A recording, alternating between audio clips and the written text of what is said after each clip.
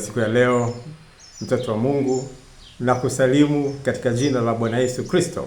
Karibu katika kipindi chako cha wiki hii na Bwana kutoka Prayer Partners. Karibu sana. Katika wiki hii tuone jambo dogo ambalo linajitokeza katika hizi siku hizi za mwisho. Inawezekana labda na wewe limekusha kutokea au unalitazama au unakutana nalo katika maisha yako ya siku zote. Tunasoma kutoka katika kitabu cha Timotheo, waraka wa pili wa Paulo mtume kwa Timotheo au kwa Timotheo, waraka wa pili wa Timotheo, na lile kitabu cha 3 na fungu la kwanza mpaka la 3 pale.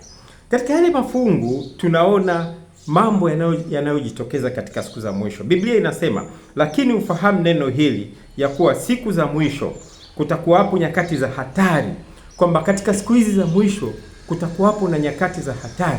Na kweli ni nyakati za hatari kweli kweli. Hatukuwepo kwenye hizo siku zingine huko nyuma, lakini tunavyosoma katika vitabu tunaona siku hizi ni za hatari sana. Fungu la pili, maana watu watakuwa wenye kujipenda wenyewe, wenye kupenda fedha, wenye kujisifu, wenye kiburi. Juzi hapa tumeona katika TV, katika vita ya Israeli pamoja na Marekani dhidi ya Iran, tunaona Trump anatamba, rais wa Marekani anasema tumeshapiga ile sehemu ya kisiwa kile cha kusafirishia mafuta cha Iran, tumekiteketeza kabisa, labda tutarudia kukipiga tena kwa kujifurahisha, yani for fun. Kwa hiyo na katika kupiga manake ni kuua watu, manake watu wanakufa pale. Kwa hiyo Trump anatamba, anasema tutarudi tena kupiga kwa kujifurahisha, manake kuua tena kwa kujifurahisha. Kwa hiyo watu wenye kiburi, watu wenye kupenda fedha, watu wenye kiburi.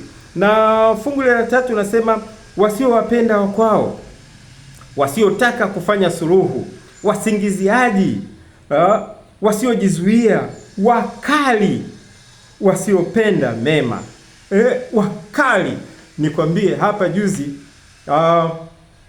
kuna ndugu yangu mmoja ambaye tulisoma wote, anasema kabisa, nilikuwa kiongozi wake, anasema ninakuchukia sana. Aliwahi kuniambia nakuchukia sana kwa sababu ulinipa adhabu kule shuleni. Na hapo tunaongelea miaka takriban 38 iliyopita.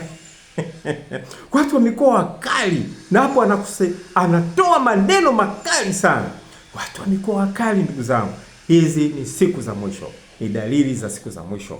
Mungu akusaidie tunapokuwa tukitembea. Endapo utakutana na mambo ya namna hiyo, utambue kwamba haya hayana budi kutokea, kwa sababu ibilisi yupo.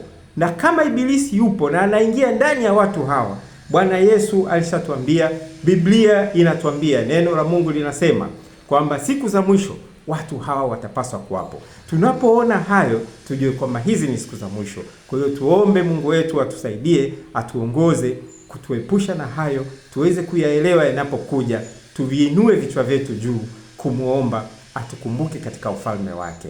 Tuombe. Baba, katika jina lako Yesu Kristo, asante kwa siku ya leo. Asante kutuonya kuhusu siku za mwisho. Tunaomba Baba utusaidie, kwa sababu wewe ndiwe unatupa nguvu ya kudhamiria na nguvu ya kutenda. Ukatupe nguvu ya kutenda, kudhamiria na kutenda yaliyo mema.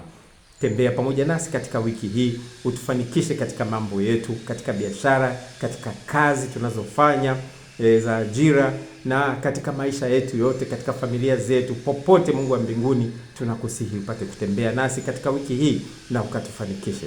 Asante Baba, tunaomba na kushukuru katika jina lako Yesu Kristo. Amen. Mungu akubariki sana.